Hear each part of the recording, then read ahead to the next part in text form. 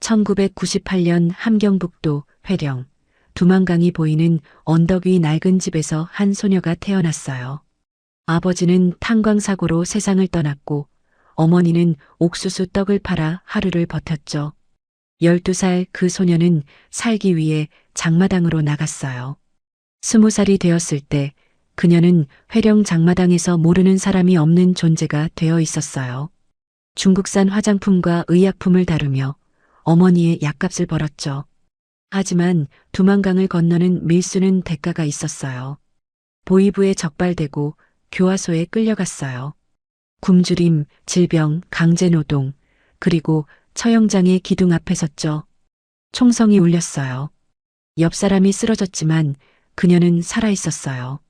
두만강 얼음 밑에서 한 번, 시체 더미 위에서 한 번, 처형장에서 한 번, 3번 죽고 3번 살아난 여자의 이야기. 지금부터 그 이야기를 시작하겠습니다. 목숨 걸고 자유를 찾아온 탈북민을 구독과 좋아요로 응원해주세요. 당신의 응원이 또 다른 기록의 시작이 됩니다. 저는 1998년 함경북도 회령에서 태어났어요. 아버지는 무산광산에서 일하던 탄광 노동자였고 어머니는 인민학교 앞에서 옥수수 떡을 팔던 작은 여자였죠.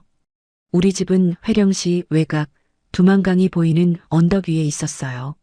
지붕이 낡아서 비가 오면 양동이 3개를 놓아야 했고 겨울이면 문틈으로 들어오는 바람에 온 가족이 한 이불 속에서 몸을 웅크려야 했죠. 그래도 아버지가 살아있던 시절에는 괜찮았어요.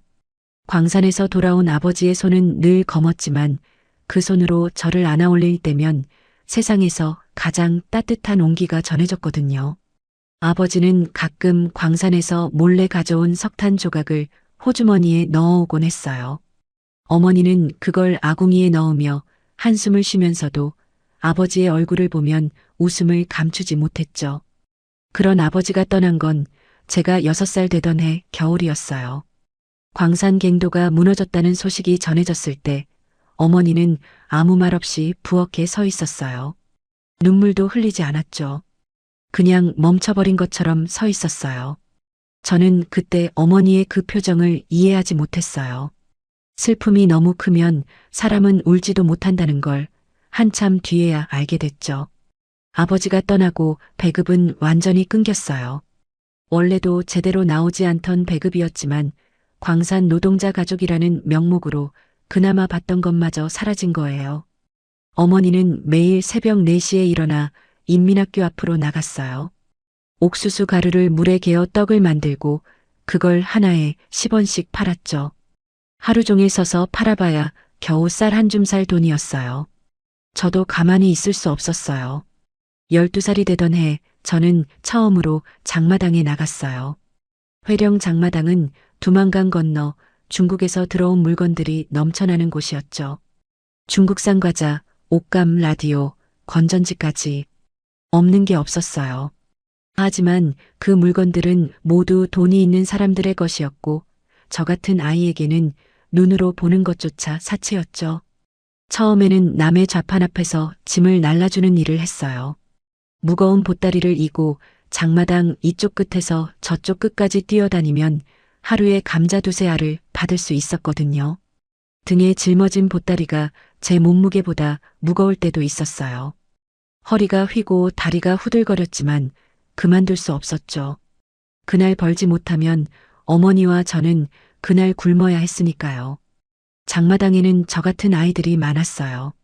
부모를 잃은 꽃제비들, 배급이 끊긴 가정의 아이들, 심지어 6-7살밖에 안 된 꼬마들까지. 우리는 서로를 경쟁자로 여기면서도 밤이 되면 장마당 구석에 모여 불을 피우고 몸을 녹였죠. 누군가 감자 하나를 구해오면 그걸 5조각으로 나눠 먹었어요. 아무도 불평하지 않았어요. 그게 우리가 살아남는 방법이었으니까요. 어머니의 기침이 시작된 건 그해 겨울이었어요. 처음에는 그냥 감기라고 생각했죠. 하지만 기침은 점점 심해졌고 나중에는 손수건에 피가 묻어나왔어요. 병원에 가야 한다는 걸 알았지만 북한에서 병원은 돈이 있는 사람만 가는 곳이었어요. 의사에게 뇌물을 줘야 진료를 받을 수 있었고 약은 장마당에서 사야 했죠. 그때 저는 결심했어요. 더 많은 돈을 벌어야 한다고. 짐을 나르는 것만으로는 어머니를 살릴 수 없다는 걸 알았으니까요. 13살 저는 장마당에서 직접 물건을 팔기 시작했어요. 처음에는 산에서 캔 약초였고 그 다음에는 강에서 잡은 물고기였죠. 그리고 점점 더 큰 돈이 되는 것들에 눈을 돌리기 시작했어요. 회령 장마당의 밤은 항상 위험했어요. 보이부 단속반이 언제 들이닥칠지 모르는 긴장감, 물건을 빼앗으려는 깡패들, 그리고 밀고자들의 눈초리까지.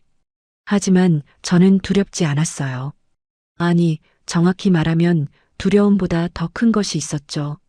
어머니가 피를 토하며 기침하는 소리.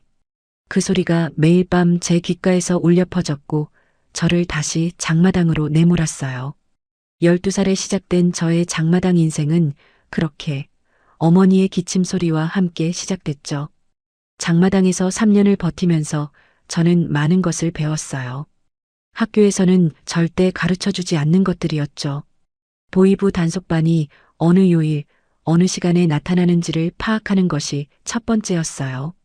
월요일 오전과 금요일 오후에는 반드시 단속이 있었고, 비가 오는 날에는 단속이 느슨해졌죠. 이런 패턴을 알아내는데 꼬박 반년이 걸렸어요. 두 번째로 배운 건 뇌물의 기술이었어요. 북한에서 뇌물은 생존의 도구예요. 단속반이 올 때 미리 담배 2갑이나 중국산 과자 한 봉지를 건네면 그들은 제 자판을 그냥 지나쳤거든요. 중요한 건 타이밍이었어요. 너무 일찍 주면 뻔뻔하게 보이고 너무 늦으면 이미 물건을 압수당한 뒤죠.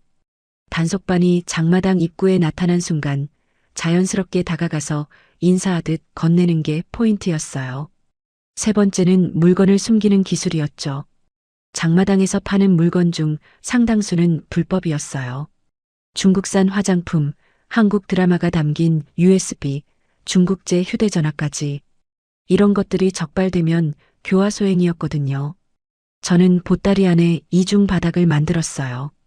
겉보기에는 옥수수와 감자만 보이지만 바닥을 들어올리면 진짜 물건이 숨겨져 있는 거죠. 이 방법으로 수십 번의 단속을 무사히 넘겼어요.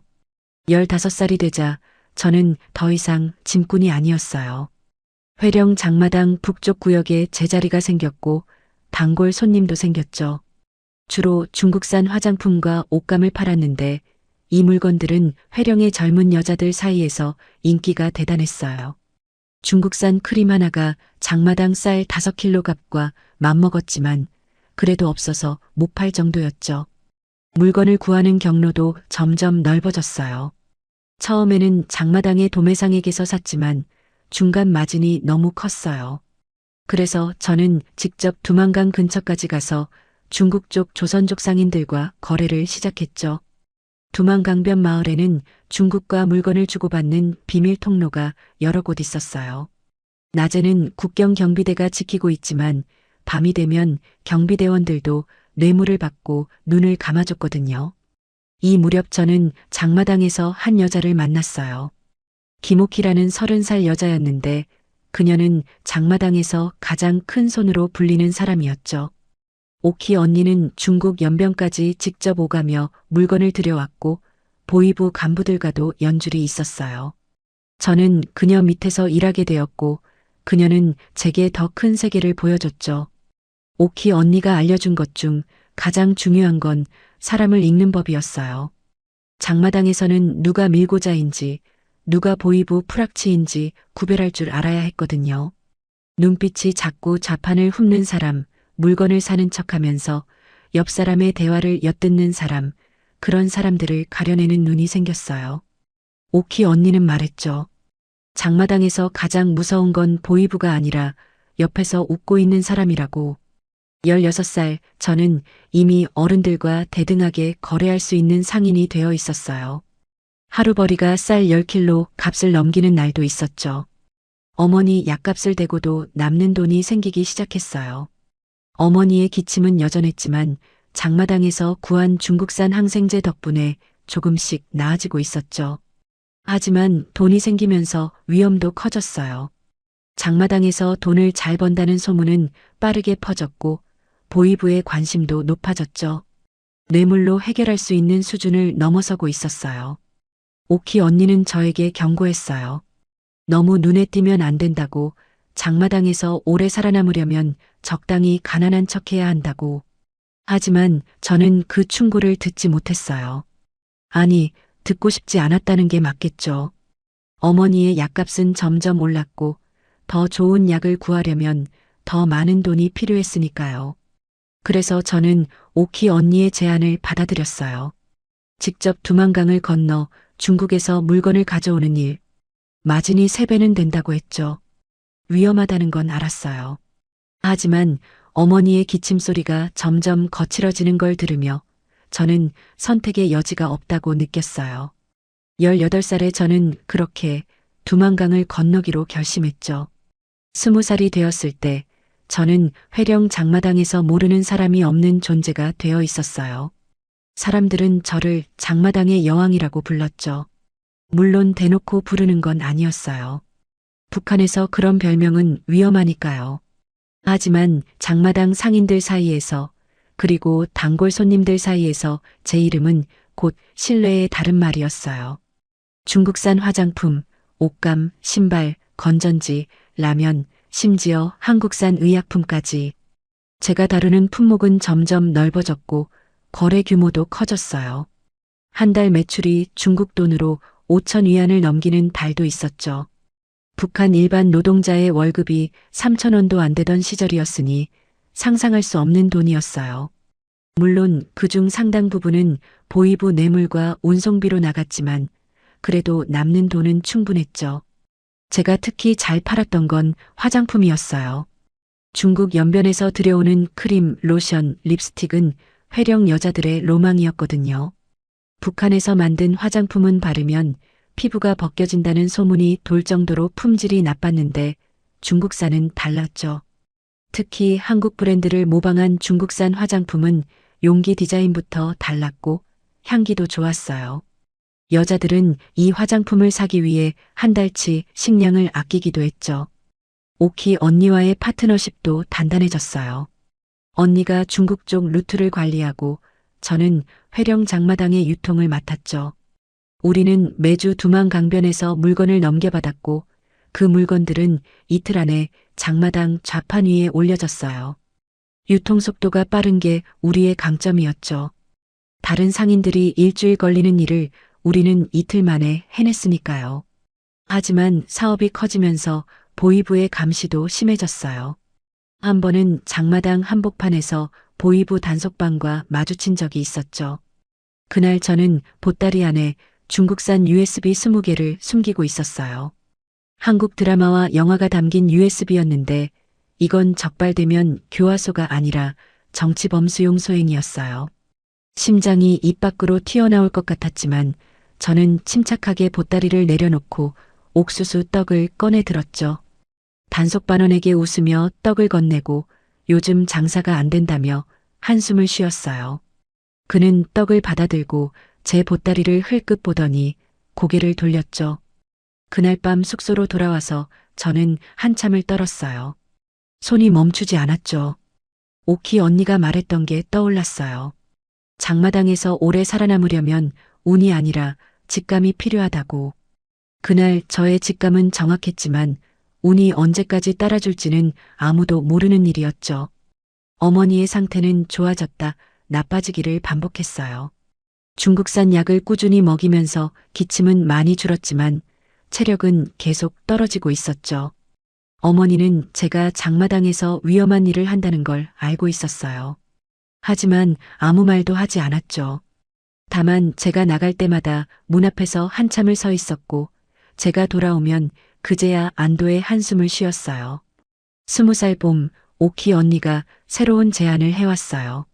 지금까지는 두만강변에서 물건을 넘겨받기만 했는데 이번에는 직접 중국 연변까지 가서 대량으로 물건을 가져오자는 거였죠.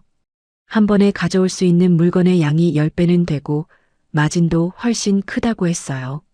하지만 그건 곧 직접 두만강을 건너야 한다는 뜻이었죠. 두만강을 건넌다는 건 단순히 강 하나를 넘는 게 아니었어요. 국경을 넘는 거였고 적발되면 즉결 처형까지 가능한 중범죄였죠. 수많은 사람이 두만강을 건너다 총에 맞아 죽었고 살아서 건너도 중국 공안에게 잡혀 강제 송환되면 끝이었어요. 저는 며칠을 고민했어요. 밤마다 두만강변에 나가 강 건너 중국 쪽 불빛을 바라봤죠. 그 불빛은 너무나 가까웠지만 동시에 너무나 먼 곳이었어요. 그리고 결국 저는 건너기로 했어요. 어머니에게 더 좋은 약을 사다 줄 수 있다는 생각이 결정적이었죠. 중국 병원에서 쓰는 진짜 약을 구해올 수 있다면 어머니를 살릴 수 있을지도 모른다고 생각했어요. 20살의 저는 그렇게 생과 사의 경계인 두만강을 향해 첫 발을 내디뎠죠. 두만강을 건너기로 한 날은 2023년 1월, 겨울 중에서도 가장 추운 시기였어요. 오키 언니가 말했죠. 강이 가장 단단하게 얼어붙는 때가 가장 안전하다고. 하지만 안전이라는 말이 무색할 만큼 그날 밤의 기온은 영하 35도였어요. 숨을 쉴 때마다 코털이 얼어붙었고 손가락 끝은 이미 감각을 잃은 상태였죠. 출발은 자정이었어요. 오키 언니가 미리 연락해둔 안내인이 두만강변 갈대밭에서 저를 기다리고 있었죠. 안내인은 40대 남자였는데 얼굴에 깊은 흉터가 있었어요.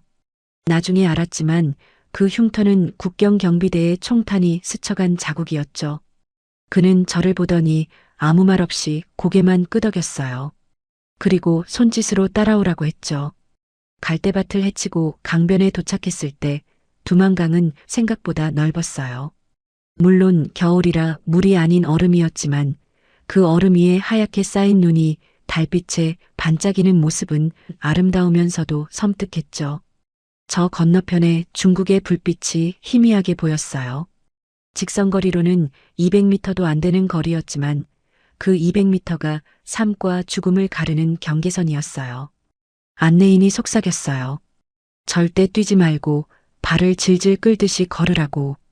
얼음 위에서 뛰면 진동이 생기고 그 진동이 얼음을 깨뜨릴 수 있다고 했죠. 그리고 가장 중요한 것. 국경 경비대의 초소 불빛이 이쪽으로 돌아오면 즉시 엎드려야 한다고. 경비대는 움직이는 물체를 발견하면 경고 없이 쏜다고 했어요. 첫 발을 얼음 위에 디뎠을 때 발밑에서 낮은 소리가 났어요. 기익 하는 소리. 얼음이 제 무게를 견디고 있다는 소리였지만 그 소리가 마치 비명처럼 들렸죠. 심장이 미친 듯이 뛰었어요. 한 발, 두 발, 세 발. 안내인의 뒤를 따라 천천히 걸었어요. 발밑의 얼음이 투명해서 그 아래로 검은 강물이 흐르는 게 보였죠. 저 물속에 빠지면 30초도 버틸 수 없다는 걸 알고 있었어요. 강 중간쯤 왔을 때 왼쪽에서 불빛이 움직였어요. 경비대 초소의 탐조등이었죠. 안내인이 손을 들어 멈추라는 신호를 보냈고 저는 즉시 얼음 위에 엎드렸어요. 몸 전체가 얼음에 닿는 순간 뼛속까지 파고드는 한기가 저를 덮쳤죠. 이를 악물었어요. 숨소리가 들릴까봐 입을 손으로 틀어막았죠. 탐조등 불빛이 제 머리 위를 스쳐 지나갔어요. 1초, 2초, 3초. 영원처럼 느껴지는 시간이 지나고 불빛은 오른쪽으로 이동했어요. 안내인이 다시 손짓했고 저는 떨리는 다리로 일어났어요. 이제 중국 쪽이 가까워지고 있었죠. 강변의 갈대가 보이기 시작했고 건너편에서 손전등 불빛이 2번 깜빡였어요. 중국 쪽 브로커의 신호였죠. 거의 다 왔다는 안도감에 걸음이 빨라졌어요. 그때였어요.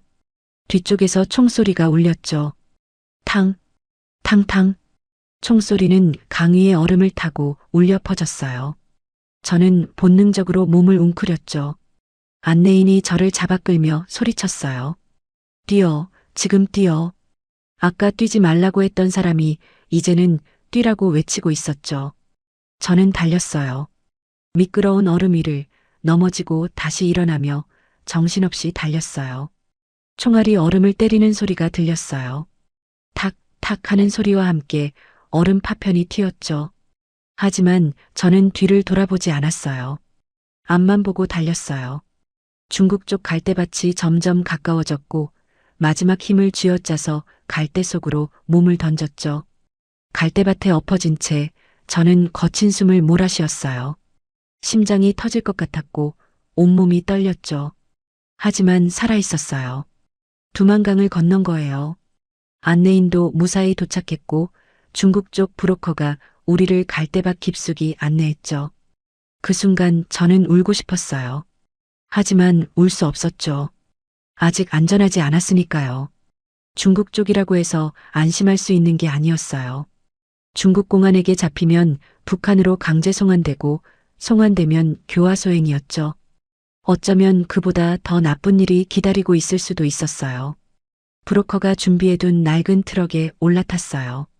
트럭 짐칸에는 사과 상자가 가득했고 그 상자들 사이에 사람 하나가 겨우 숨을 수 있는 공간이 있었죠. 저는 그 좁은 공간에 몸을 구겨넣고 사과 상자에 둘러싸인 채 연변을 향해 출발했어요. 사과 향이 코끝을 스쳤죠. 태어나서 처음 맡아보는 진짜 사과 향이었어요. 그 달콤한 향기 속에서 저는 생사의 경계를 넘어왔다는 실감이 서서히 밀려왔어요. 손이 떨리기 시작했고 그제야 눈물이 흘렀죠. 소리 없이 사과 상자 사이에서 연변에서의 거래를 마치고 돌아오는 길이었어요. 첫 번째 중국행은 성공적이었죠. 화장품 50개, 의약품 30봉지, 그리고 어머니를 위한 중국 병원의 한결액제까지. 보따리 2개에 가득 담은 물건들은 회령 장마당에서 팔면 엄청난 돈이 될 거였어요. 돌아오는 날도 자정이었어요. 하지만 올 때와 달리 안내인이 없었죠. 중국 쪽 브로커가 강변까지만 데려다 줬고 거기서부터는 혼자였어요. 브로커는 말했어요. 올 때 건넜던 지점보다 200m 상류로 가라고. 거기가 경비대 초소에서 가장 멀다고. 저는 그 말을 믿고 상류로 이동했죠. 문제는 보따리였어요. 2개의 보따리가 합쳐서 20kg은 넘었거든요. 올 때는 빈손이라 가벼웠지만 돌아가는 길은 무거웠죠. 얼음 위를 걸을 때마다 발이 더 깊이 눌리는 느낌이었어요. 강 한가운데를 지날 무렵이었어요. 발밑에서 이상한 소리가 들렸죠. 끼기기기 하는 길고 낮은 소리. 올 때 들었던 그 소리와는 달랐어요. 이건 얼음이 견디지 못하고 있다는 경고음이었죠. 저는 걸음을 멈췄어요. 숨을 죽이고 귀를 기울였죠. 그리고 그 순간 발 아래가 무너졌어요. 소리도 없이 얼음이 갈라졌어요.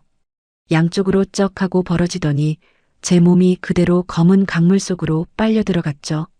영하의 물이 온몸을 감싸는 순간 저는 비명조차 지를 수 없었어요. 숨이 멎는 것 같았죠. 온 세상이 검은색과 차가움으로 가득 찼어요. 물속에서 저는 필사적으로 팔을 휘저었어요. 하지만 무거운 보따리가 저를 아래로 끌어당겼죠. 손이 얼음 가장자리를 잡았지만 얼음이 부서지면서 다시 물속으로 빠져들었어요.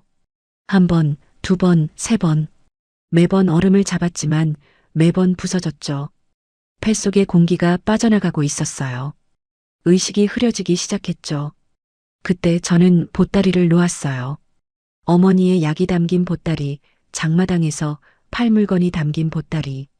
그 모든 것을 두만강의 검은 물속에 버렸죠. 보따리가 물속으로 가라앉는 순간 몸이 조금 가벼워졌어요. 마지막 힘을 다해 얼음 가장자리를 잡았고 이번에는 부서지지 않았죠. 팔에 남은 힘을 전부 쥐어짜서 상체를 얼음 위로 끌어올렸어요.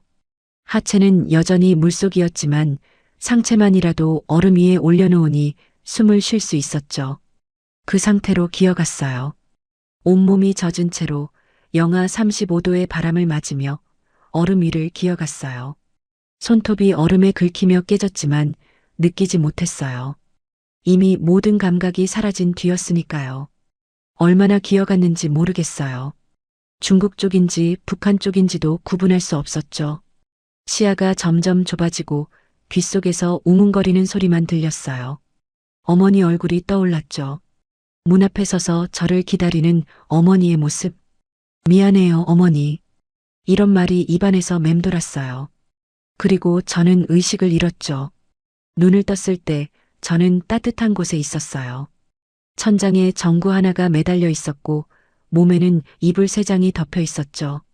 나중에 안사실인데 중국 쪽 브로커가 제가 돌아오지 않자 강변으로 나왔다가 얼음 위에 쓰러져 있는 저를 발견한 거예요. 제 체온은 30도 아래로 떨어져 있었고 의사가 아닌 브로커의 아내가 온돌방에서 제 몸을 녹여줬죠. 사흘을 의식과 무의식 사이를 오갔어요. 열이 40도까지 올랐다가 내리기를 반복했고 온몸이 부어올랐죠. 손가락과 발가락 끝이 검게 변했어요. 동상이었죠. 브로커의 아내는 제 손발을 미지근한 물에 담그고 중국 약을 먹여가며 저를 간호했어요. 나흘째 되던 날 저는 겨우 몸을 일으켰어요. 거울을 봤죠. 거울 속의 얼굴은 제가 아니었어요. 부어오른 눈, 갈라진 입술, 핏기 없는 피부. 20살이 아니라 40살처럼 보였죠. 그리고 두 손을 내려다봤을 때 손톱 3개가 빠져 있었어요. 얼음을 붙잡으며 뜯겨져 나간 거였죠. 그게 저의 첫 번째 죽음이었어요. 두만강의 검은 물 속에서 저는 한 번 죽었죠. 그리고 다시 살아났어요. 하지만 물속에 버린 보따리는 돌아오지 않았어요. 어머니의 약도 장마당의 팔 물건도 전부 두만강 바닥에 가라앉았죠. 빈손으로 살아남은 거예요. 살아있다는 것만으로 감사해야 했지만 어머니를 생각하면 가슴이 무너지는 것 같았어요. 브로커의 집에서 열흘을 더 머물렀어요. 몸은 천천히 회복되고 있었지만 마음은 조급했죠. 어머니가 기다리고 있었으니까요. 하지만 빈손으로 돌아갈 수는 없었어요. 물건을 잃은 것도 모자라 빈손으로 돌아가면 두만강을 건넌 위험이 아무런 의미가 없어지는 거였죠. 브로커 아저씨는 장백현에 사는 조선족이었어요. 이름은 박성호, 50대 후반의 말이 별로 없는 사람이었죠. 하지만 그의 아내 김순희 아주머니는 달랐어요. 수다스럽고 따뜻한 사람이었죠. 아주머니는 저를 간호하면서 연변의 세상 이야기를 많이 해줬어요. 중국은 제가 상상했던 것과 완전히 다른 세상이었어요. 브로커의 집에서만 봐도 그랬죠. 전기가 24시간 들어왔어요. 북한에서는 하루에 2시간 전기가 들어오면 감사한 일이었는데 여기서는 밤새 불을 켜놓고 자도 아무도 뭐라 하지 않았죠. 텔레비전에서는 한국 드라마가 나왔어요. 북한에서 한국 드라마를 보면 교화소행인데 여기서는 대놓고 볼 수 있었죠. 가장 충격적이었던 건 음식이었어요. 아주머니가 차려준 밥상에는 쌀밥이 있었고 돼지고기 반찬이 있었고 심지어 과일까지 있었죠. 저는 그 밥상 앞에서 한참을 멍하니 앉아 있었어요. 북한에서 쌀밥은 명절에나 먹는 거였고 고기는 김일성 생일에 배급으로 나오는 게 전부였거든요.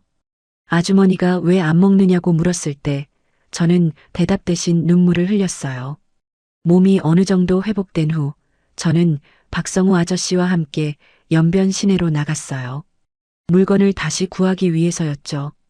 연변 조선족 자치주의 중심인 영길시는 북한과는 차원이 다른 도시였어요. 높은 건물들, 깨끗한 도로, 자동차들, 화려한 간판들. 그리고 무엇보다 사람들의 표정이 달랐죠. 웃고 있었어요. 거리를 걷는 사람들이 웃고 있었다는 게 저에게는 가장 큰 충격이었어요. 영길시 도매시장에서 물건을 구했어요. 이번에는 화장품 대신 의약품 위주로 챙겼죠. 항생제, 해열제, 진통제, 그리고 어머니를 위한 한결액제. 약이 장마당에서 화장품보다 더 비싸게 팔린다는 걸 알고 있었거든요. 북한에서 아픈 사람은 많은데 약은 없으니까요. 도매시장 한쪽에는 한국산 제품을 파는 코너가 있었어요. 한국 라면, 한국 과자, 한국 화장품. 포장지에 적힌 한글이 낯설면서도 익숙했죠. 같은 글자를 쓰는데 이렇게 다른 세상에 살고 있다는 게 이상했어요. 한국산 화장품 하나를 집어들었을 때 포장지 뒷면에 서울특별시라는 글자가 보였죠. 서울. 텔레비전에서만 듣던 그 도시의 이름을 손에 든 화장품에서 보게 될 줄은 몰랐어요. 물건을 구하는 동안 박성호 아저씨는 저에게 중요한 정보를 알려줬어요. 최근 북한 쪽 경비가 강화되었다는 거였죠. 몇 주 전에 탈북자 무리가 두만강을 건너다 발각되어 총격전이 벌어졌고 그 이후로 경비대가 2배로 늘었다고 했어요. 돌아가는 길이 더 위험해진 거였죠. 저는 고민에 빠졌어요. 지금 돌아가면 잡힐 수도 있었지만 더 오래 머물면 중국 공안에게 발각될 위험이 커졌거든요. 조선족 마을이라고 해도 외부인이 오래 머물면 눈에 띄기 마련이었죠. 결국 사흘 뒤 돌아가기로 결정했어요. 하지만 이번에는 루트를 바꿨죠. 올 때 건넜던 지점이 아니라 더 상류 강폭이 좁은 곳으로. 떠나기 전날 밤 김순이 아주머니가 제 손을 잡았어요. 아직 손톱이 빠진 자리가 다 낫지 않은 제 손을. 아주머니는 조심하라고, 다음에 올 때는 더 오래 있다 가라고 말했죠. 그리고 작은 봉투를 건네줬어요. 안에는 중국 돈 200위안이 들어 있었죠. 아주머니는 비상금이라고, 정말 위험할 때 쓰라고 했어요. 저는 그 봉투를 가슴 안쪽 주머니에 넣었어요. 차가운 중국의 밤바람이 얼굴을 스쳤지만 가슴 안쪽은 따뜻했죠. 이 세상에 저를 걱정해주는 사람이 어머니 말고도 있다는 사실이 그 순간만큼은 두만강을 건너는 공포보다 더 크게 느껴졌어요. 내일이면 다시 그 강을 건너야 한다는 걸 알면서도 그 밤만큼은 편안하게 잠들 수 있었죠. 두만강을 다시 건너 회령에 돌아왔을 때 새벽 4시였어요. 이번에는 강폭이 좁은 상류 지점으로 건넜고 경비대와 마주치지 않았죠. 보따리를 안고 얼음 위를 걸을 때 첫 번째 건널 때의 공포가 온몸을 휘감았지만 이번에는 얼음이 갈라지지 않았어요. 죽을 뻔한 기억이 새겨진 몸은 매 순간 긴장했지만 무사히 북한 땅을 밟았을 때 저는 그 자리에 주저앉아 한참을 가만히 있었죠. 집에 돌아오니 어머니가 부엌에서 물을 끓이고 있었어요. 새벽인데도 잠을 자지 않고 저를 기다리고 있었던 거죠. 어머니는 저를 보자마자 아무 말 없이 안아줬어요. 마른 팔이 제 등을 감쌌고 어머니의 몸에서는 약 냄새가 났죠. 저는 가슴 안쪽에 숨겨온 약봉지를 꺼내 어머니 손에 쥐어줬어요. 중국에서 구해온 한결액제였죠. 어머니는 그 작은 봉지를 두 손으로 받아들고 고개를 숙인 채 오래도록 움직이지 않았어요. 어깨가 떨리고 있었죠. 울고 있었던 거예요. 다음 날부터 장마당에 물건을 풀기 시작했어요. 중국에서 가져온 의약품은 예상대로 날개 돋친 듯 팔렸죠. 특히 항생제와 해열제는 하루 만에 동이 났어요. 북한의 겨울은 질병의 계절이었거든요. 영양실조에 시달리는 사람들이 감기만 걸려도 폐렴으로 발전했고 약 없이는 죽음을 기다리는 수밖에 없었죠. 제가 파는 약은 그런 사람들에게 생명줄이었어요. 돈이 들어왔어요. 이전과는 비교할 수 없는 규모였죠. 한 번의 중국행으로 석 달치 수입을 올린 거예요. 오키 언니는 기뻐하며 다음 계획을 세우자고 했어요. 한 달에 한 번씩 두만강을 건너면 1년이면 회령에서 손꼽히는 부자가 될 수 있다고. 저도 흥분되긴 했어요. 어머니에게 더 좋은 약을 사줄 수 있고 어쩌면 방이 따뜻한 집으로 이사할 수도 있다고 생각했죠. 하지만 그 흥분은 오래가지 못했어요. 물건을 판 지 일주일째 되던 날 장마당에서 이상한 느낌을 받았거든요. 제 좌판 근처를 자주 서성이는 남자가 있었어요. 30대 초반으로 보이는 마른 체격의 남자였는데 뭔가를 사는 척하면서 계속 제 쪽을 후쳐봤죠. 오키 언니가 가르쳐준 대로 저는 그 남자의 행동 패턴을 주시했어요. 이틀 연속 같은 시간에 나타났고 물건을 사지도 않으면서 제 좌판 앞을 3번이나 지나갔죠. 밀고자였어요. 확신은 없었지만 직감이 그렇게 말하고 있었죠. 오키 언니에게 이야기했더니 언니 얼굴이 굳어졌어요. 즉시 물건을 치우고 며칠 장마당에 나오지 말라고 했죠. 하지만 저는 그 말을 듣지 않았어요. 아직 팔지 못한 약이 남아 있었고 어머니의 다음 달 약값도 마련해야 했거든요.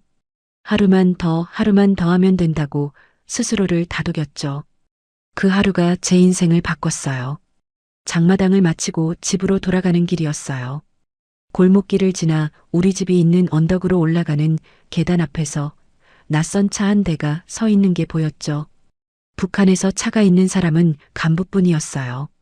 그리고 그 차 옆에 보이부 완장을 찬 남자 2명이 서 있었죠. 심장이 쿵 하고 내려앉았어요. 뒤돌아 도망칠 수도 있었어요. 하지만 그 순간 집안에서 어머니의 비명이 들렸죠. 찢어지는 듯한 어머니의 목소리.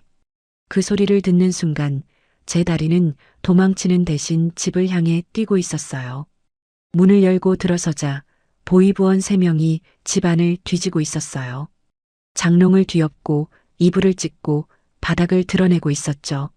어머니는 구석에 쪼그려 앉아 떨고 있었고 한 보이부원이 어머니의 팔을 잡고 소리를 지르고 있었어요. 물건이 어디 있느냐고, 중국에서 가져온 것들이 어디 숨겨져 있느냐고. 저는 소리쳤어요. 어머니를 놔달라고. 그 순간 뒤에서 누군가 제 머리채를 잡았죠. 뒤돌아보니 아까 장마당에서 봤던 그 마른 남자가 서 있었어요. 그는 밀고자가 아니었어요. 보이부 요원이었던 거죠. 처음부터 저를 감시하고 있었던 거예요. 저는 바닥에 끌려 넘어졌고 손이 뒤로 묶였어요.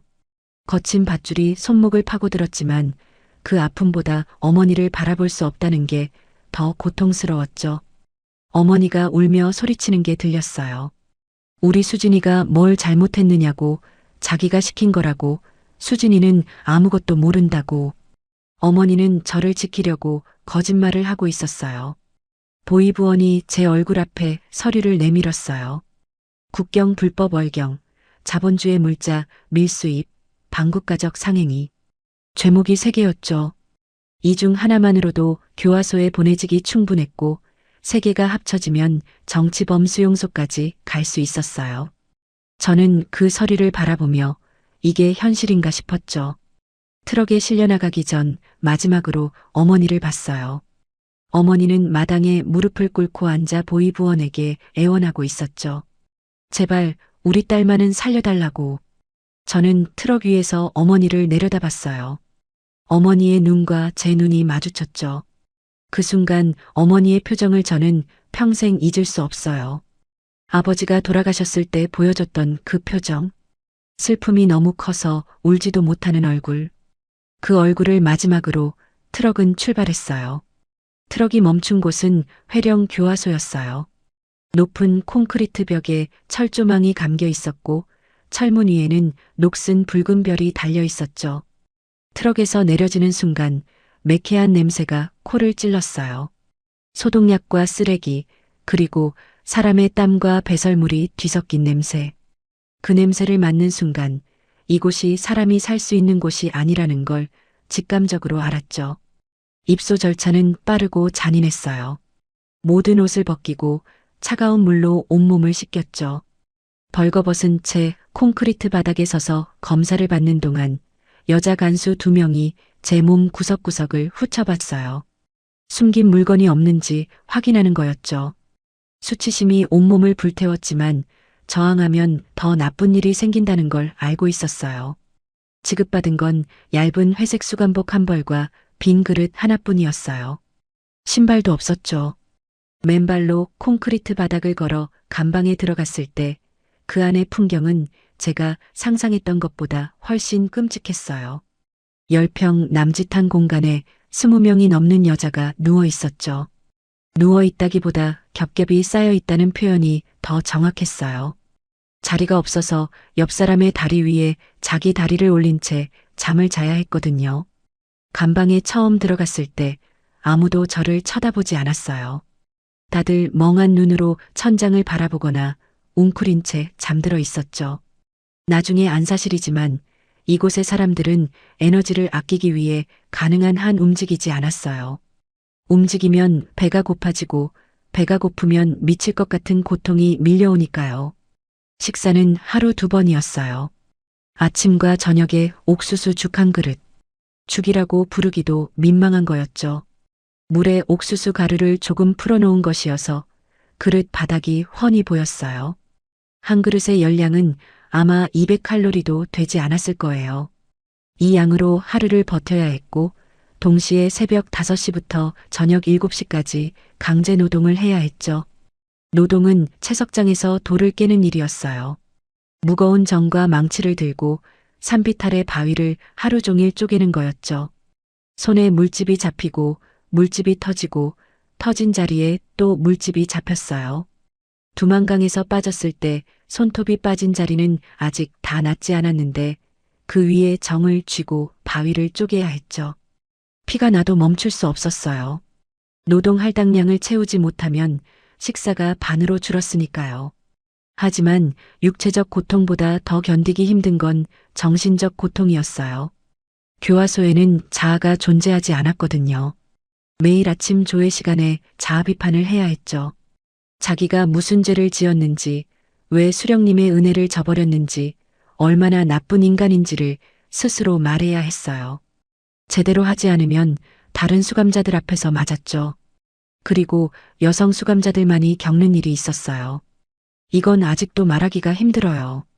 깊은 밤 간수가 감방 문을 열고 들어오는 소리가 나면 모든 여자의 몸이 굳어졌죠. 간수의 손전등 불빛이 감방 안을 훑으며 한 명을 골라내는 그 순간의 공포. 불빛이 자기 얼굴에 멈추지 않기를 기도하는 거예요. 하지만 기도는 소용없었죠. 불빛은 매일 밤 누군가의 얼굴에 멈췄고 그 여자는 감방 밖으로 끌려나갔어요. 끌려나간 여자들은 새벽이 되어서야 돌아왔어요. 아무도 무슨 일이 있었는지 묻지 않았죠. 물을 필요가 없었으니까요. 돌아온 여자의 찢어진 옷, 멍든 목, 풀어 헤쳐진 머리카락. 그것만으로 충분했어요. 저도 예외는 아니었죠. 그 밤의 기억은 제 안에 깊이 묻어두었어요.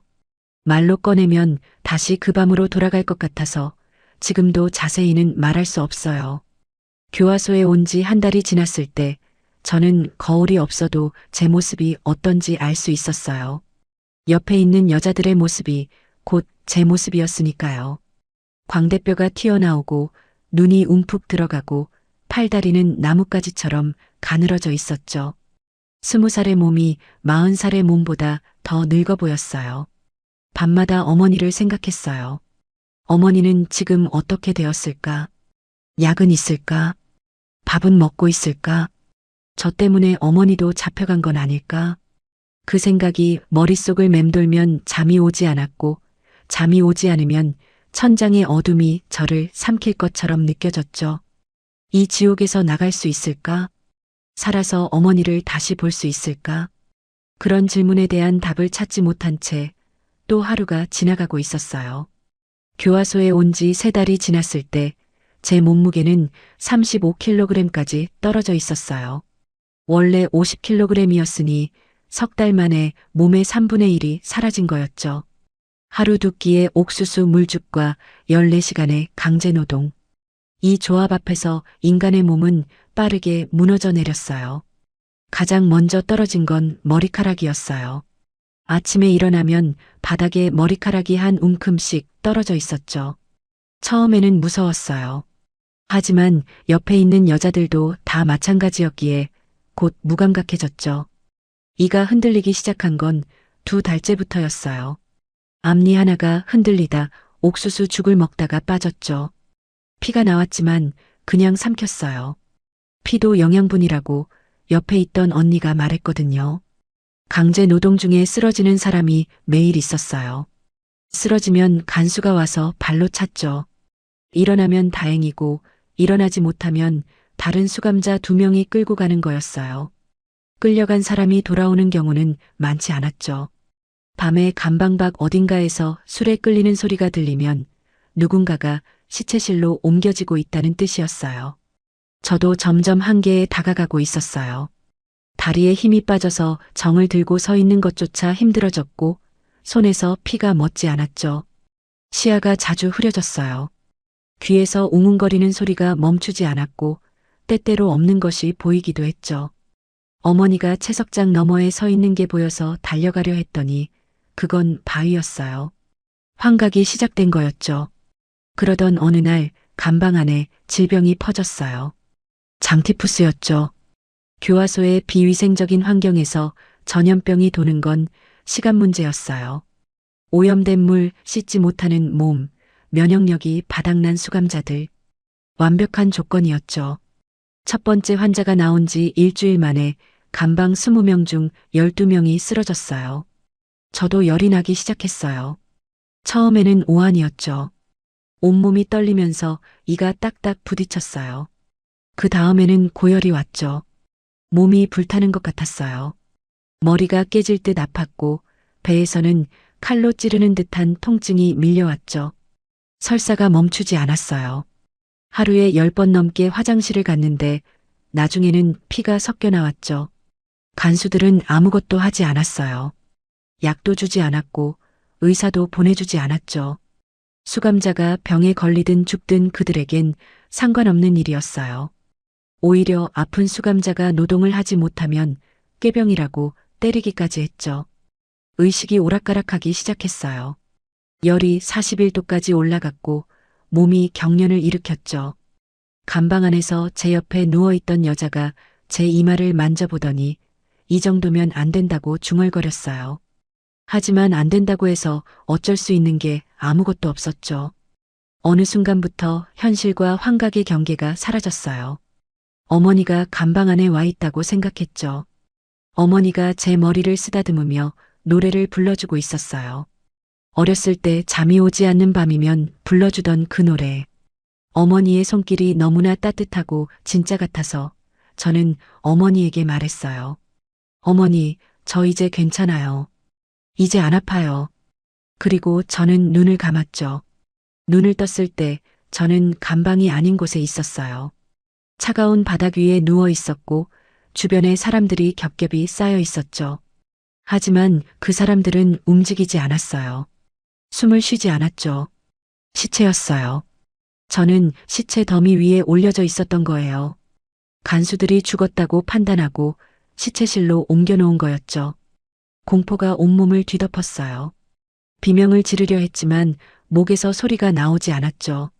기어서 시체 사이를 빠져나갔어요. 차가운 팔과 다리가 제 몸을 스치는 감촉이 지금도 생생해요. 어떤 시체의 얼굴이 제 얼굴 바로 옆에 있었는데 눈이 반쯤 열려 있었죠.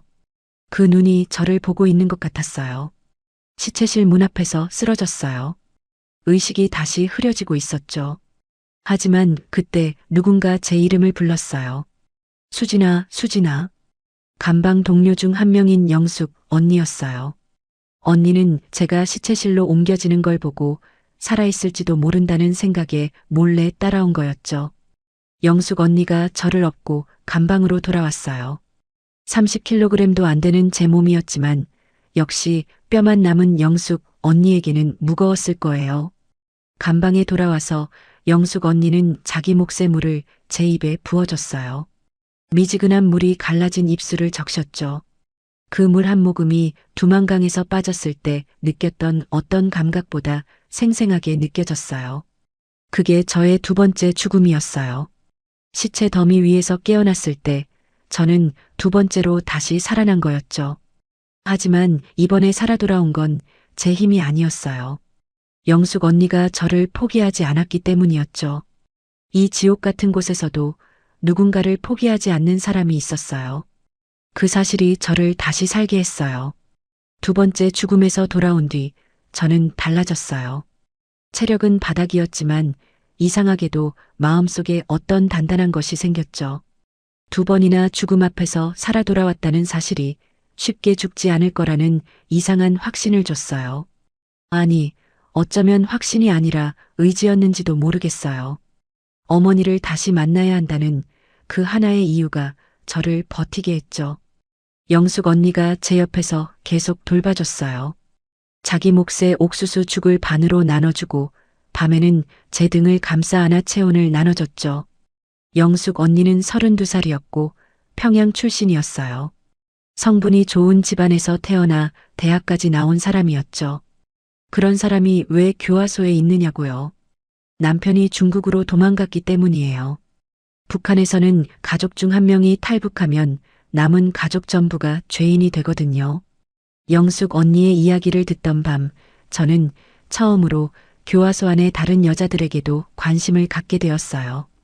그전까지는 생존하기에 급급해서 주변을 돌아볼 여유가 없었거든요. 하지만 장티푸스에서 살아나고 나니 이상하게도 주변 사람들의 얼굴이 하나하나 보이기 시작했죠. 간방 구석에 항상 웅크리고 앉아있는 소녀가 있었어요. 이름은 명희, 17살이었죠. 명희가 교화소에 온 이유는 한국 드라마를 봤기 때문이었어요. USB에 담긴 한국 드라마를 친구와 함께 봤는데 그 친구의 어머니가 보위부에 신고한 거였죠. 명희는 말이 없었어요. 하루 종일 무릎을 끌어안고 벽을 바라봤죠. 눈에 빛이 없었어요. 17살의 눈에 빛이 없다는 게 어떤 의미인지 교화소에 오기 전에는 상상도 못했을 거예요. 명희 옆에는 순옥이라는 40대 여자가 있었어요. 순옥은 장마당에서 쌀을 팔던 사람이었는데 실수로 김정은 초상화가 인쇄된 신문지로 생선을 싼 것이 발각된 거예요. 수령의 얼굴이 담긴 종이를 더럽혔다는 죄목이었죠. 순옥은 교화소에서 이미 8년째였어요. 원래는 3년형이었지만 교화소 안에서 간수에게 반항했다는 이유로 형이 2번 연장된 거였죠. 순옥의 등에는 채찍 자국이 15줄 넘게 남아 있었어요. 가장 가슴이 아팠던 건 복순이라는 여자의 이야기였어요. 복순은 28살이었고 2 아이의 엄마였죠. 복순의 죄목은 성경을 소지한 것이었어요. 중국에서 들여온 작은 성경책 하나. 그 책 한 권 때문에 복순은 정치범 취급을 받았고 2 아이는 고아원으로 보내졌죠. 복순은 매일 밤 아이들 이름을 불렀어요.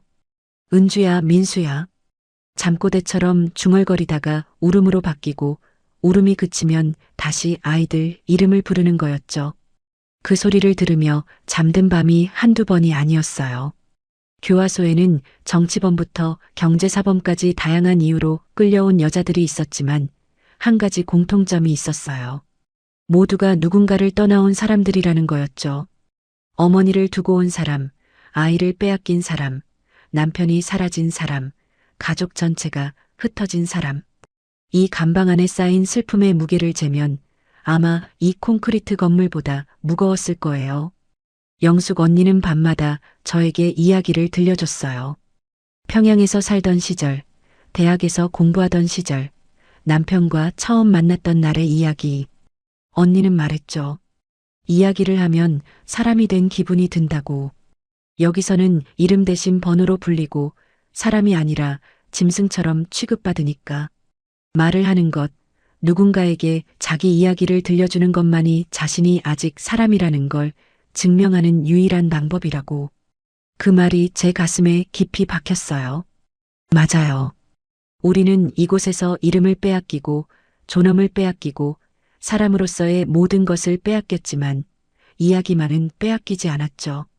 서로의 이야기를 듣고 자기의 이야기를 나누는 그 시간만이 이 지옥에서 유일한 인간의 순간이었어요. 어느 날 밤 명희가 처음으로 입을 열었어요.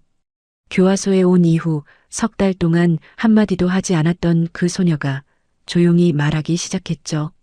자기는 드라마에서 본 서울이 너무 예뻐서 그냥 한번 보고 싶었을 뿐이라고.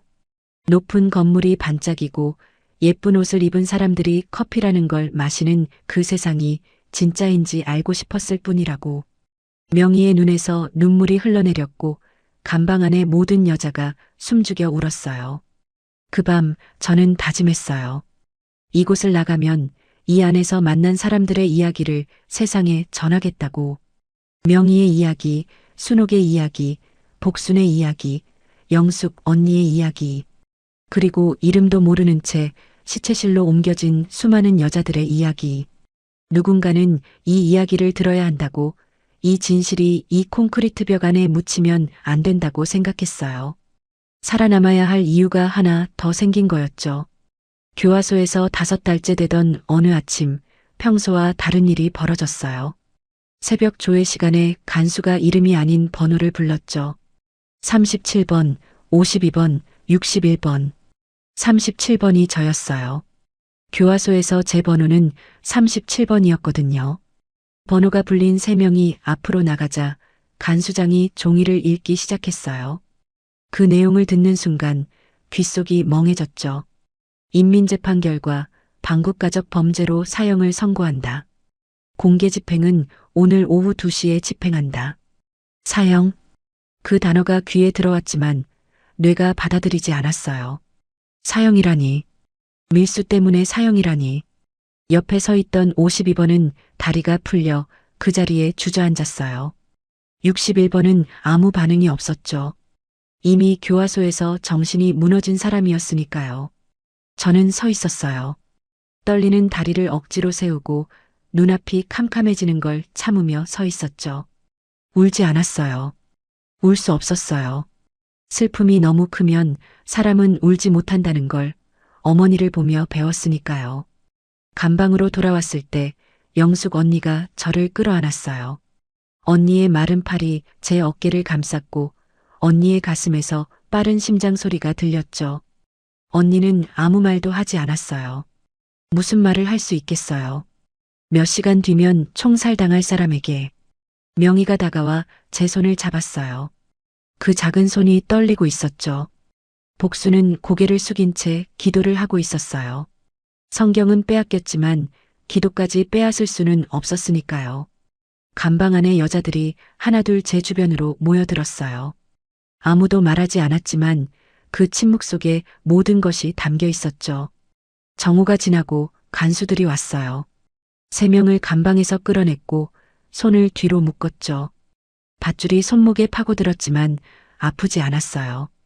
이미 모든 감각이 마비된 것 같았거든요. 교화소 마당에서 트럭에 실렸어요. 트럭 위에서 하늘을 올려다봤죠. 파란 하늘이었어요. 구름 한 점 없는 맑은 하늘. 이것이 마지막으로 보는 하늘일 수도 있다는 생각이 들었을 때 하늘이 이렇게 아름다운 거였나 싶었어요. 트럭이 멈춘 곳은 회령 외곽의 넓은 공터였어요. 공개 처형장이었죠. 이미 수천 명의 주민이 모여 있었어요. 인민반 단위로 동원된 거였죠. 학생들도 있었어요. 교복을 입은 중학생들이 앞줄에 서 있었고 선생님이 옆에서 차렷 자세로 세워놓고 있었죠. 이 아이들에게 본보기를 보여주기 위해 학생들까지 데려온 거예요. 처형장 한가운데에 나무 기둥 3개가 세워져 있었어요. 각 기둥에는 밧줄이 매달려 있었죠. 트럭에서 내려져 기둥 앞으로 끌려갈 때 제 다리는 더 이상 제 것이 아니었어요. 간수 2명이 양쪽에서 제 팔을 잡고 끌고 갔죠. 발이 땅에 질질 끌렸어요.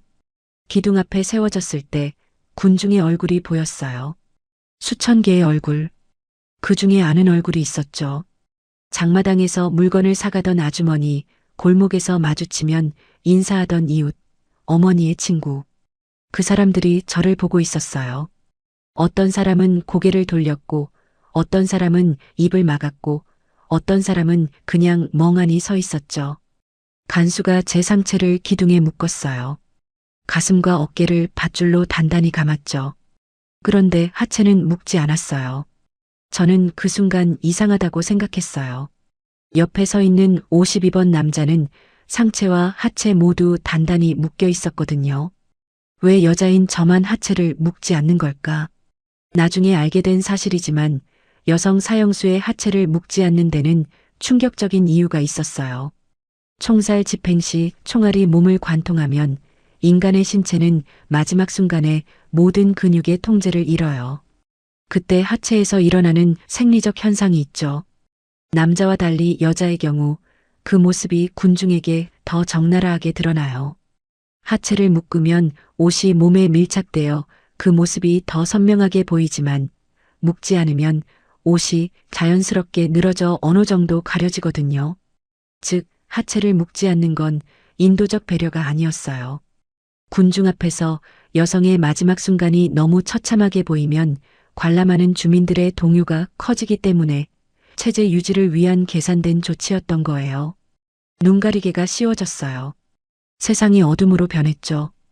귀만 살아있었어요. 군중의 웅성거림, 바람소리, 그리고 총을 장전하는 금속 소리. 찰칵! 그 소리를 듣는 순간 온몸의 피가 얼어붙는 것 같았어요. 어머니 얼굴이 떠올랐죠. 미안해요, 어머니. 결국 돌아가지 못하게 됐어요. 이 한마디가 머릿속에서 맴돌았어요. 눈이 가려진 채 저는 기둥에 묶여 서 있었어요. 세상이 소리로만 존재했죠. 왼쪽에서 52번 남자의 흐느끼는 소리가 들렸고 오른쪽에 61번은 여전히 아무 소리도 내지 않았어요. 군중은 조용해져 있었죠. 수천 명의 사람이 숨을 죽이고 있는 그 침묵이 어떤 소리보다 무거웠어요. 집행관의 목소리가 들렸어요. 낮고 기계적인 목소리.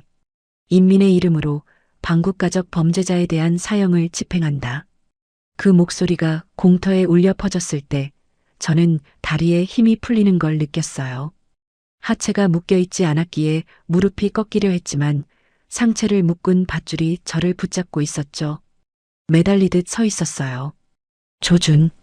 집행관의 구령이 떨어졌어요. 총구가 저를 향하고 있다는 걸 알았죠. 보이지 않았지만 느낄 수 있었어요. 차가운 금속이 내뿜는 살기 같은 것이 피부에 닿는 것 같았죠. 심장이 너무 빠르게 뛰어서 가슴이 터질 것 같았어요. 숨을 쉴 수 없었죠. 목구멍이 조여왔어요. 그 순간 저는 기도했어요. 무엇에게 기도한 건지 모르겠어요. 신을 믿어본 적이 없었으니까요. 하지만 입안에서 절로 말이 나왔죠. 제발, 제발. 뭘 제발이라는 건지도 모른 채 그냥 제발이라는 말만 반복했어요. 발사. 총성이 울렸어요. 탕, 탕, 탕. 세상이 폭발한 것 같았어요. 귀가 찢어질 듯한 총소리가 연속으로 울렸고 그 진동이 온몸을 타고 퍼졌죠. 왼쪽에서 둔탁한 소리가 났어요. 무언가가 기둥에 부딪히는 소리. 52번이 쓰러진 거였죠. 오른쪽에서도 소리가 났어요. 61번도.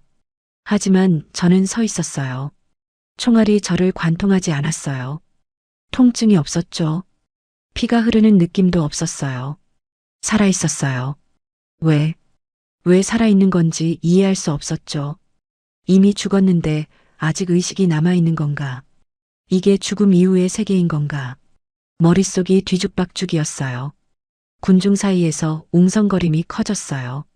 무슨 일이 일어난 건지 아무도 모르는 것 같았죠. 그때 빠른 발소리가 다가오더니 누군가 제 눈가리개를 벗겼어요. 갑자기 쏟아진 햇빛에 눈이 부셔서 아무것도 보이지 않았죠. 눈을 깜빡이며 초점을 맞추자 눈앞에 군복을 입은 장교가 서 있었어요. 장교가 종이 한 장을 들고 뭔가를 읽었어요. 하지만 귀가 총소리 때문에 멍해져서 잘 들리지 않았죠. 몇 단어만 귀에 들어왔어요. 감형. 노동교화 15년. 즉시 집행정지. 사형에서 노동교화 15년으로 감형. 총살 직전에 감형 명령이 내려온 거였어요. 나중에 알게 된 사실인데 이것은 계획된 연출이었어요. 북한 당국은 때때로 공개 처형장에서 이런 식의 감형을 실행해요. 3명 중 2명은 진짜 총살하고 1명은 마지막 순간에 살려주는 거죠. 이유는 간단했어요. 공포를 극대화하기 위해서. 총살을 직접 목격한 군중에게 당이 자비를 베풀 수도 있다는 메시지를 동시에 전하는 거예요. 죽음과 자비를 동시에 보여줌으로써 당에 대한 절대적 공포와 감사를 심는 심리전이었죠. 기둥에서 풀려났을 때 저는 걸을 수 없었어요. 다리에 아무런 힘이 없었죠. 간수 2명이 저를 양쪽에서 잡아 끌었어요. 끌려가면서 옆을 봤죠. 기둥에 묶인 채 고개를 떨군 2사람이 보였어요. 52번과 61번. 그들의 수감복에 붉은 얼룩이 번져 있었죠. 52번은 아까까지 옆에서 울고 있던 사람이었어요. 그의 울음소리가 아직 귓속에 남아있는데 이제 그는 더 이상 울지 않았죠. 트럭에 실려 교화소로 돌아가는 길 저는 눈을 감을 수 없었어요. 감으면 총소리가 다시 들렸고 옆에서 쓰러지는 소리가 귀를 때렸죠. 눈을 뜨고 있어도 눈앞에 아무것도 보이지 않았어요. 세상이 하얗게 비어있는 것 같았죠. 교화소 감방에 돌아왔을 때 영숙 언니가 저를 안아줬어요. 언니도 울고 있었죠. 명희가 제 손을 잡았고 복순이 제 이마에 손을 얹었어요. 따뜻한 손이었죠. 살아있는 사람의 온기. 그 온기를 느끼는 순간 제 안에서 무언가가 무너졌어요. 억눌렀던 모든 것이 한꺼번에 쏟아져 나왔죠. 저는 영숙 언니의 품에서 소리내어 울었어요. 교화소에 온 이후 처음으로 소리를 내어 울었죠. 그게 세 번째 죽음이었어요. 총알은 저를 비껴갔지만 그 순간 저의 일부는 분명히 죽었어요. 총소리와 함께 쓰러진 사람들의 모습, 피냄새, 군중의 침묵. 그것들이 제 안에 새겨졌고 그 이후로 제 삶은 그 전과 완전히 달라졌죠. 세 번째 죽음은 몸이 아니라 영혼의 죽음이었어요. 그리고 동시에 새로운 저의 탄생이기도 했죠. 공개 처형장에서 돌아온 뒤 저는 한동안 아무것도 할 수 없었어요. 몸은 감방에 있었지만 정신은 여전히 그 기둥 앞에 묶여 있었죠. 눈을 감으면 총소리가 들렸고 눈을 뜨면 옆에서 쓰러진 사람들의 얼굴이 보였어요. 잠을 자도 악몽이었고 깨어 있어도 악몽이었죠. 영숙 언니가 매일 밤 제 손을 잡아줬지만 손을 잡고 있어도 떨림은 멈추지 않았어요. 일주일이 지나고 2주일이 지났어요. 서서히 정신이 돌아오기 시작했죠. 하지만 돌아온 정신은 예전의 저와 같지 않았어요. 처형장에 서기 전의 수지는 살아남는 것이 목표였어요. 하루하루를 버티는 것, 그게 전부였죠. 하지만 처형장에서 돌아온 수지는 달랐어요. 더 이상 버티기만 해서는 안 된다는 걸 알았거든요. 이곳에서 나가야 했어요. 나가서 살아야 했죠. 노동교화 15년. 그게 제 형량이었어요. 15년이면 35살이에요. 하지만 교화소에서 15년을 버틸 수 있는 사람은 없었죠. 주변을 봐도 5년을 넘긴 사람이 손에 꼽을 정도였어요. 순옥이 8년째 살아있는 건 기적에 가까운 일이었고 대부분은 3년 안에 병이나 영양실조로 죽었죠. 15년은 사실상 사형 선고나 다름없었어요. 다만 총알 대신 굶주림과 질병이 천천히 죽이는 것뿐이었죠. 탈출을 생각하기 시작한 건 자연스러운 일이었어요. 하지만 교화소에서 탈출한다는 건 거의 불가능에 가까운 일이었죠. 높은 콘크리트 벽, 철조망, 무장한 간수들, 그리고 탈출 시도가 발각되면 즉결 처형. 교화소 역사상 탈출에 성공한 사람이 있다는 이야기를 들어본 적이 없었어요. 하지만 영숙 언니가 한 가지 정보를 알려줬어요. 교화소 뒤쪽 채석장에서 산 쪽으로 이어지는 배수로가 있다는 거였죠. 비가 오면 채석장에 고인 물을 빼내는 수로인데 폭이 좁아서 사람이 지나가기 힘들지만 불가능하지는 않다고. 영숙 언니는 채석장 노동을 하면서 그 배수로를 오랫동안 관찰해 왔어요. 입구는 바위 뒤에 가려져 있어서 간수들의 시야에서 벗어나는 지점이었고 출구는 산 중턱으로 이어진다고 했죠. 문제는 배수로를 빠져나간 뒤였어요. 산을 넘어 어디로 가느냐는 거였죠. 회령 시내로 가면 즉시 잡힐 거였고 다른 도시로 가도 신분증이 없으면 검문에서 걸려요. 유일한 방법은 두만강을 건너 중국으로 가는 것이었죠. 교화소에서 두만강까지는 산길로 약 20km. 건강한 사람이 걸으면 5시간이면 갈 수 있는 거리지만 뼈만 남은 우리에게는 하루가 걸릴 수도 있는 거리였어요.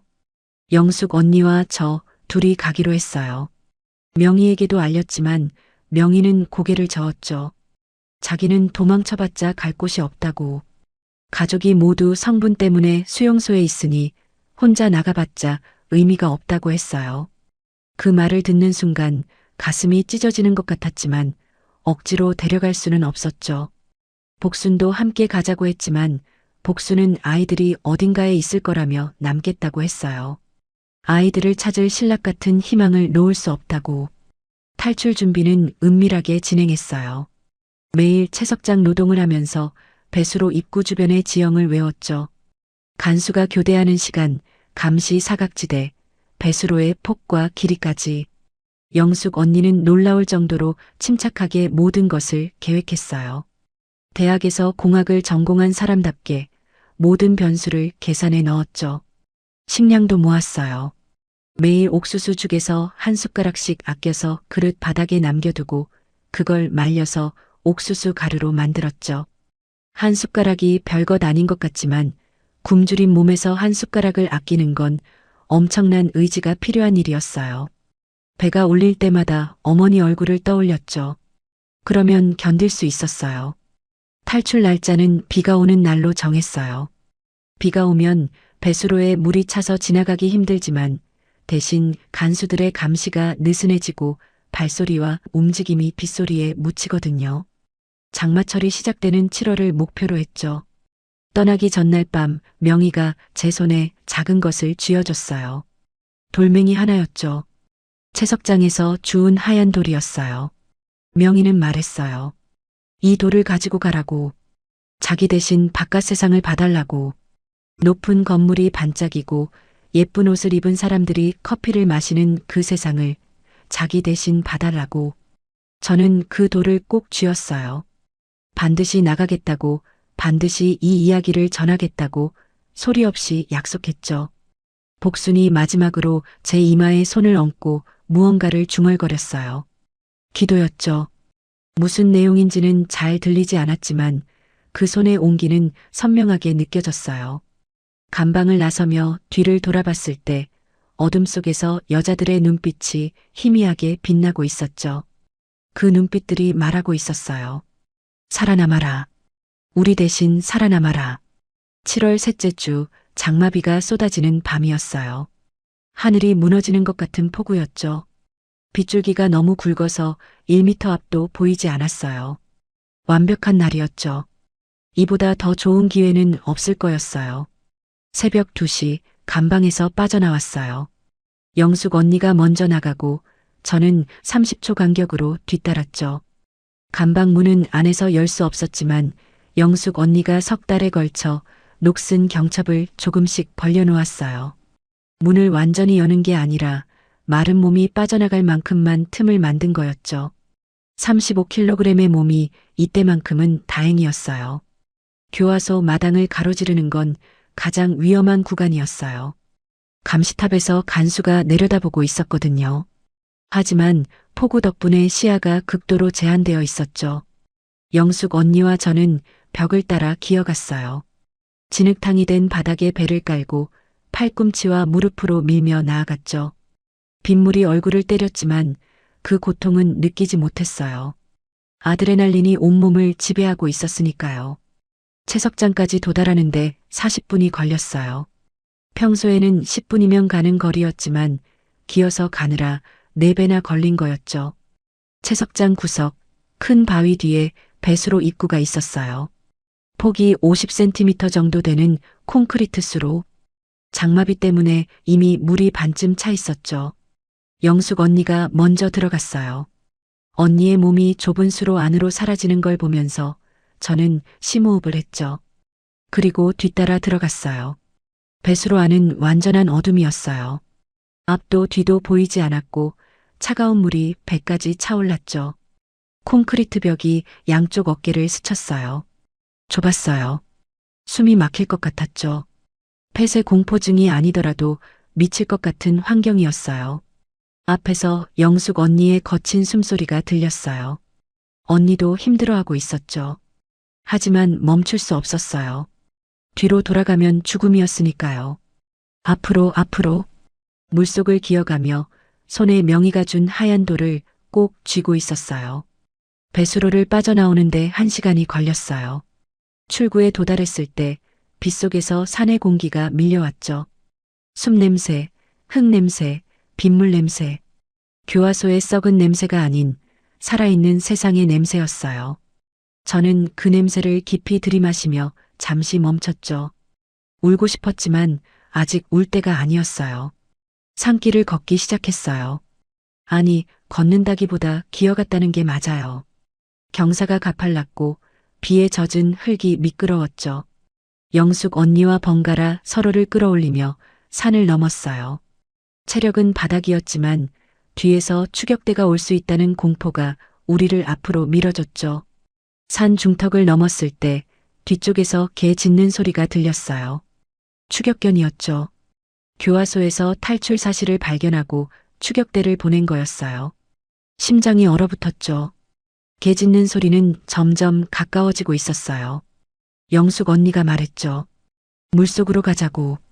냄새를 지우려면 물이 필요하다고. 산 계곡의 물줄기를 따라 내려가기 시작했어요. 그때 총소리가 울렸어요. 산을 타고 울려 퍼지는 총성. 처음에는 위협 사격인 줄 알았어요. 하지만 두 번째 총소리와 함께 영숙 언니가 비명을 질렀죠. 언니가 쓰러졌어요. 왼쪽 다리에 총을 맞은 거였죠. 빗물에 피가 섞여 흘러내렸어요. 저는 언니에게 달려갔어요. 언니를 일으켜 세우려 했지만 언니가 제 손을 밀어냈죠. 가라고. 너 혼자 가라고. 여기서 둘 다 잡히면 끝이라고. 저는 고개를 저었어요. 혼자 갈 수 없다고. 같이 가자고. 하지만 영숙 언니는 웃었어요. 피투성이 얼굴로 빗속에서 웃었죠. 그리고 말했어요. 수진아, 너는 우리 이야기를 가지고 가야 해. 명희 이야기, 복순이 이야기, 내 이야기. 내가 살아야 우리도 사는 거야. 그러니까 뛰어. 지금 뛰어. 저는 울면서 뛰었어요. 뒤를 돌아보지 못하고 빗속을 뛰었죠. 영숙 언니의 목소리가 점점 멀어졌어요. 그리고 세 번째 총소리가 울렸을 때 언니의 목소리는 더 이상 들리지 않았죠. 두만강에 도착한 건 새벽이었어요. 비는 조금 약해져 있었지만 장마로 강물이 불어나 있었죠. 겨울에 건널 때와는 완전히 달랐어요. 얼음이 아니라 거센 물살이 흐르고 있었거든요. 하지만 선택의 여지가 없었어요. 뒤에서 추격대가 오고 있었으니까요. 저는 강에 뛰어들었어요. 차가운 물이 아니라 여름의 미지근한 물이었지만 불어난 물살은 제 몸을 순식간에 휩쓸었죠. 허우적거리며 팔을 저었어요. 물속에서 명희의 하얀 돌이 손에서 빠져나갈 뻔했지만 이를 악물고 꽉 쥐었죠. 이 돌만은 놓을 수 없었어요. 물살에 떠밀리고 가라앉고 다시 떠오르기를 반복하며 강을 건넜어요. 중국 쪽 강변에 손이 닿았을 때 저는 진흙 속에 얼굴을 박은 채 한참을 움직이지 못했죠. 온몸에 힘이 남아있지 않았어요. 하지만 살아있었어요. 두만강을 세 번째로 건넌 거였죠. 그리고 이번에는 돌아가지 않을 거였어요. 영숙 언니가 말했으니까요. 너는 살아야 한다고. 우리 이야기를 가지고 가야 한다고. 진흙 속에서 손을 펴보니 명희의 하얀 돌이 그대로 있었어요. 그 돌을 가슴에 품고 저는 중국 땅 위에서 처음으로 자유의 숨을 쉬었죠. 중국 땅에 도착한 뒤 박성우 아저씨와 김순희 아주머니를 다시 찾아갔어요. 장백현까지 사흘을 걸었죠. 산길을 걷고 옥수수밭에 숨고 마을을 피해 돌아가며 교화소에서 뼈만 남은 몸으로 사흘을 걷는 건 상상할 수 없는 고통이었지만 매번 쓰러질 때마다 영숙 언니의 마지막 말이 저를 일으켜 세웠어요. 너는 살아야 해. 우리 이야기를 가지고 가야 해. 아주머니 집 대문 앞에 섰을 때 아주머니가 저를 알아보지 못했어요. 당연하죠. 1년 전 두만강에서 빠져 찾아왔을 때도 비참한 꼴이었지만 이번에는 그때와 비교할 수도 없었으니까요. 30kg이 채 안 되는 몸, 빠진 이 갈라진 손톱, 채석장에서 생긴 흉터들. 아주머니는 제 얼굴을 한참 들여다보다가 수진아 하고 부르며 울음을 터뜨렸어요. 아주머니 집에서 2달을 머물렀어요. 밥을 먹고 잠을 자고 몸을 회복하는데 2달이 걸렸죠. 처음 일주일은 밥을 먹어도 다 토해냈어요. 너무 오래 굶었던 위장이 음식을 받아들이지 못한 거였죠. 아주머니가 쌀 미음부터 시작해서 죽, 밥, 반찬 순서로 천천히 양을 늘려줬어요. 한 달이 지나자 38kg이 되었고 2달이 지나자 42kg이 넘었죠. 몸은 회복되었지만 밤마다 악몽이 찾아왔어요. 총소리, 시체실의 차가운 바닥, 영숙 언니가 쓰러지는 순간, 처형장의 기둥, 비명을 지르며 깨어나는 밤이 한두 번이 아니었죠. 아주머니가 달려와 등을 쓸어주며 괜찮다고, 여기는 안전하다고 말해줬어요. 하지만 진짜로 괜찮아지는 데는 오랜 시간이 필요했죠. 중국에서 한국으로 가는 길은 또 하나의 여정이었어요. 박성우 아저씨가 연결해준 브로커 네트워크를 통해 중국에서 동남아시아를 거쳐 한국으로 가는 루트를 탔죠. 영길에서 선양, 선양에서 쿤밍, 쿤밍에서 라오스, 라오스에서 태국, 그리고 태국 방콕의 한국 대사관. 이 여정에 석 달이 걸렸어요. 매 순간이 잡힐 수 있다는 공포와의 싸움이었죠. 중국 공안의 검문, 국경의 밀입국, 브로커를 믿어야 하는 불안. 하지만 저는 멈추지 않았어요. 이미 3번 죽었다 살아난 사람이 이 정도에 멈출 수는 없었으니까요. 방콕 한국 대사관에 도착한 날, 저는 대사관 앞 계단에 주저앉아 한참을 울었어요. 태극기가 바람에 펄럭이고 있었죠. 그 깃발을 올려다보며 생각했어요. 명희가 보고 싶어 했던 세상이 이제 눈앞에 있다고. 영숙 언니가 저에게 가라고 했던 그 세상이 바로 여기라고. 한국에 도착한 건 탈출로부터 5달 뒤였어요. 인천공항에 내렸을 때 제일 먼저 눈에 들어온 건 불빛이었어요. 공항 안에 수많은 불빛, 간판, 전광판. 밤인데도 나처럼 밝았죠. 북한에서 밤은 어둠이었어요. 전기가 없으니까요. 하지만 여기서 밤은 또 다른 낮이었죠. 그 불빛이 너무 눈부셔서 한동안 눈을 뜰 수가 없었어요. 하나원에서 석 달간 정착 교육을 받았어요. 한국 사회에 적응하는 법, 은행 사용법, 대중교통 타는 법. 모든 게 새로웠고 모든 게 어려웠죠. 가장 힘들었던 건 사람들의 시선이었어요. 제가 탈북자라는 걸 알면 표정이 달라지는 사람들이 있었거든요. 불쌍하다는 눈빛, 경계하는 눈빛, 호기심 가득한 눈빛. 어떤 시선이든 편하지 않았죠. 자유의 땅에서도 악몽은 계속되었어요. 하나원을 나와 작은 원룸에서 혼자 살기 시작했을 때 밤이 가장 무서웠죠. 조용한 밤이 오면 교화소의 소리가 들렸어요. 간수의 발소리, 여자들의 신음, 총소리. 그 소리들이 벽 너머에서 들려오는 것 같아서 이불을 뒤집어 쓰고 밤을 새운 적이 한두 번이 아니었어요. 어머니 소식은 아직 모르겠어요. 여러 경로를 통해 수소문했지만 연락이 닿지 않았죠. 살아계신 건지 어디에 계신 건지. 그 불확실함이 매일 가슴을 짓눌러요. 밤마다 기도해요. 아무에게도 하지 않는 기도. 어머니가 살아계시기를, 언젠가 다시 만날 수 있기를. 영숙 언니의 소식도 모르겠어요. 그날 밤 산에서 총소리가 울린 뒤 언니가 어떻게 되었는지. 살아있을 수도 그렇지 않을 수도 있죠. 하지만 저는 영숙 언니가 살아있다고 믿기로 했어요. 언니는 강한 사람이었으니까요.